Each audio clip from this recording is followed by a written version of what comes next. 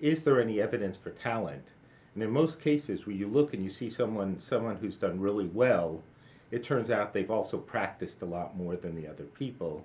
So where we know practice improves performance, it seems strange to then attribute it to talent.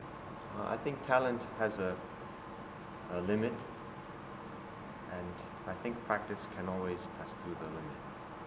A young, strong, fast man cannot beat an old sensei. Cannot happen.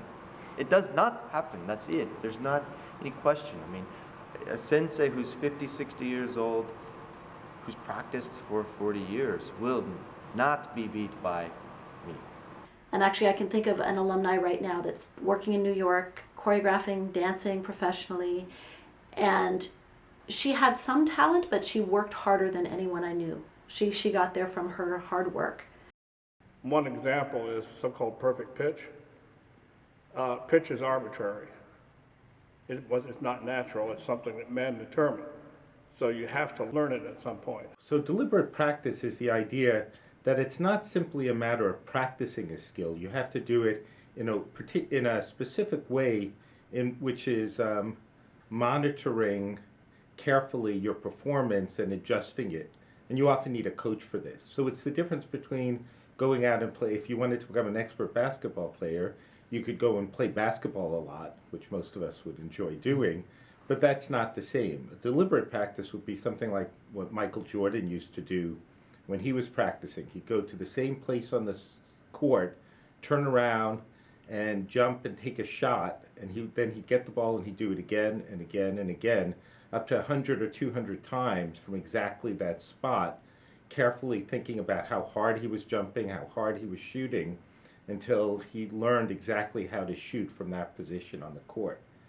So that is a much more fine, deliberate practice. A lot of times students want to do sort of the fun, big movement things, but actually what's really important is doing the very basic foundational movement over and over until your body can really understand it. So I think deliberate practice is very important. The other part of deliberate would be slow and deliberate. And I often use a sort of a Zen-like phrase with my students: don't drive faster than your headlights. Make sure that you're going at a speed where you can get to the next note without hesitating.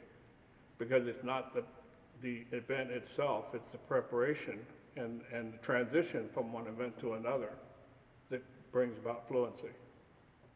When it comes to practice, I don't tell somebody they have to practice a certain amount of time. I think it's best broken up into small things with goals, with small goals. You need to have the eventual goal in your mind, but you need to be happy with, okay, before I get up, I'm having trouble with just 2 measures of this piece. I'm gonna master those 2 measures before I get up.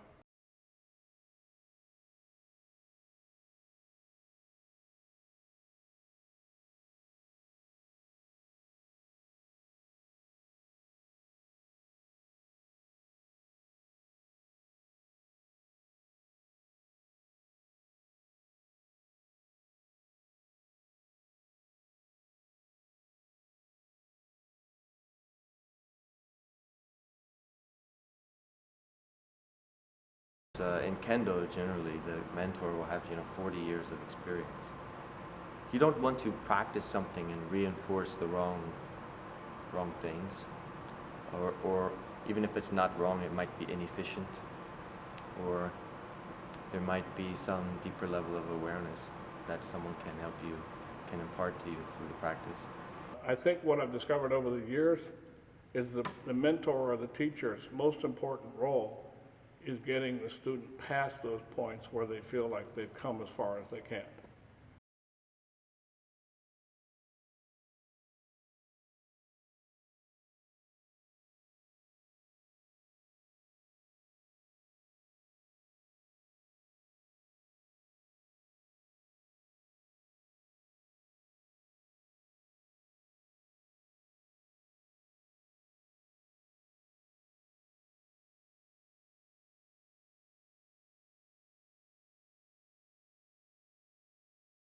Need. To become an expert, requires an incredible amount of time and energy, and you can't just do it because you want to. You have to, there's the old story of little kids who you just can't get them to practice piano, even though their parents want them to learn.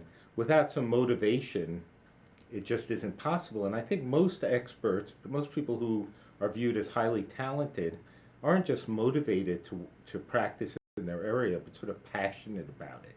It's something they always wanted to do. Drive is probably more important than talent. Because a person who thinks they're talented might be a little bit lazy. They might not want to push and drive. So it's possible that a person without so-called talent might get beyond somebody who thinks they're talented and don't have to work at it. Discipline.